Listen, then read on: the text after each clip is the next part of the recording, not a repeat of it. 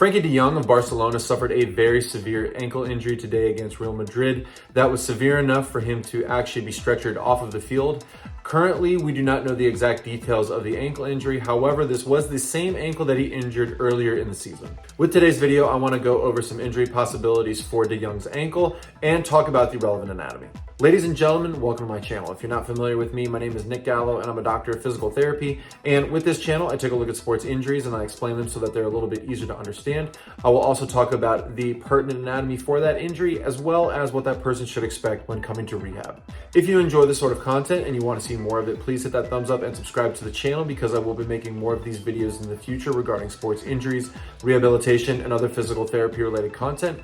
Also, if you yourself have suffered an ankle injury like the one in this video today, go ahead and comment in the comment section below.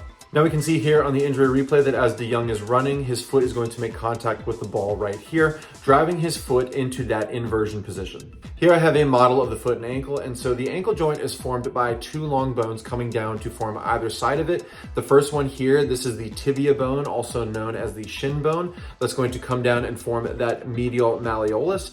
Then on the side or lateral portion here, we have the fibula bone that's going to come down and form that lateral malleolus. And as we look on the inside portion of the ankle here, we have our talus bone, and these three articulations together are going to make up the ankle joint. Let's talk about the relevant movements that are at the foot and ankle joint. The first one is known as dorsiflexion, where a person is going to be bending their foot like this.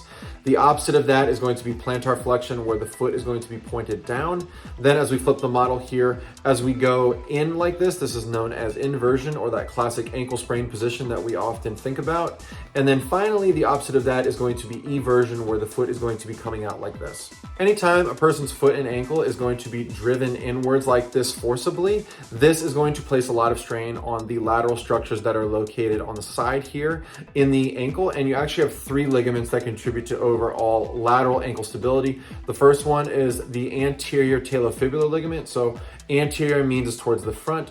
Talofibular, so it's going to attach the talus and the fibula together. Then as we move slightly back here, we have the calcaneofibular ligament, which is going to attach the calcaneus and the fibula together. And finally, as we move towards the back portion of the model, we have the posterior talofibular ligament. And this is going to be posterior because that means it's towards the back. Talofibular, once again, because it's attaching the talus and fibula together. And actually, when De Jong had that ankle injury earlier in the season, he suffered an inversion ankle sprain. So he landed very awkwardly into that inversion position and essentially stressed those lateral structures that are located on the side of the ankle there.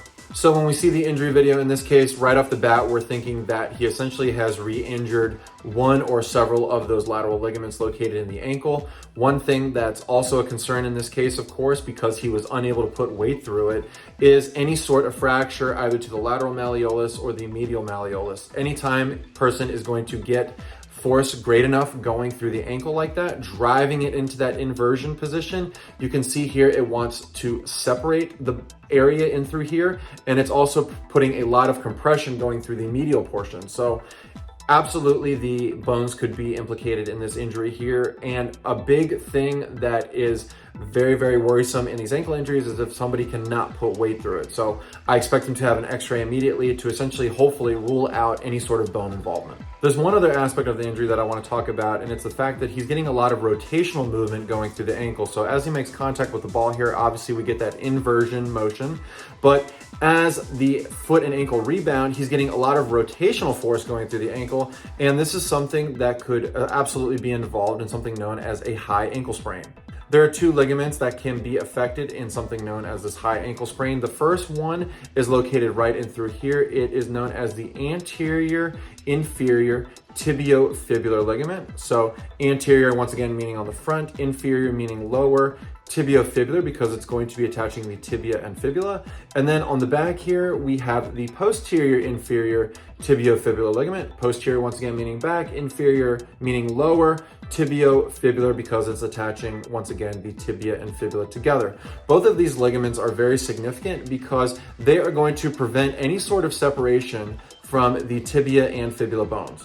And of course, the thing that's going to essentially try to separate the tibia and fibula bones is going to be any sort of rotational force going through the foot and ankle. So as I look on the model here as we put the foot through any sort of rotation, you can see that the tibia and fibula bones want to separate, whether I take it one direction or the other. So when his foot comes back around in this injury, we see it rotate quite a bit. And so that's why I'm also concerned for something along the lines of a potential high ankle sprain. Now let's go over the grading system for these ligament injuries. So there are grades 1, 2, and 3. In a grade 1, this is where you're getting stretching of the affected ligament. In a grade 2, this is where you're getting partial tearing. And finally, in a grade 3, this is where you're getting a full rupture. So based on the injury video, it looks like this could be as severe as something involving any sort of fracture and or complete rupture of an affected ligament, or it could be as minor as a potential low-grade ankle sprain. We just essentially need to wait and see until we get results of the MRI to determine the severity of the injury, and then we can accurately predict his return. If I happen to hear any updates regarding De Jong's case, I'll be sure to update everybody in the comment section. Also, if you happen to hear anything, please feel free to update me as well.